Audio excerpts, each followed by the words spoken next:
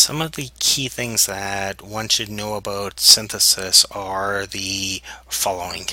The first is if you head under Project and Preferences, you can change where the synthesis software saves your projects. So for here, you could change this to a Dropbox folder so that it will actually sync into a common repository.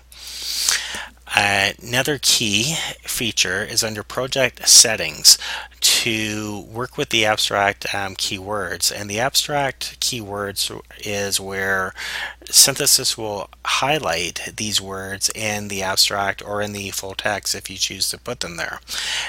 What that does is that allows you really quickly to head into either the abstract or the title and then to have certain keywords actually highlighted so it draws your attention to them when you're working on your inclusion and exclusion.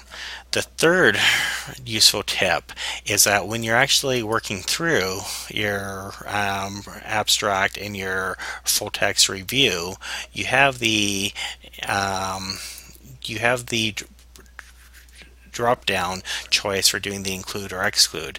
Now, if you're doing a lot of papers, clicking and using on the mouse is a very labor intensive way of actually working with it. What you can do is synthesis has control I and include O for working on your include and your exclude, which is essentially when you're doing include, think of it as control I for in, and when you're working on your exclude, think of control O for out.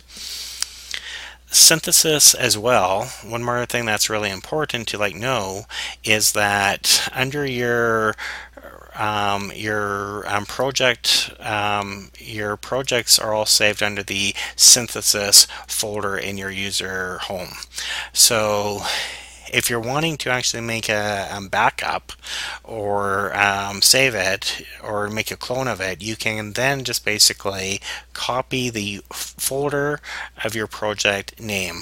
So here we have the project test1, and we're just going to make a copy of that, and we're then just going to paste it, and there it's kind of test1 copy. And then what we can do is we can even change the date of when that was performed, like so.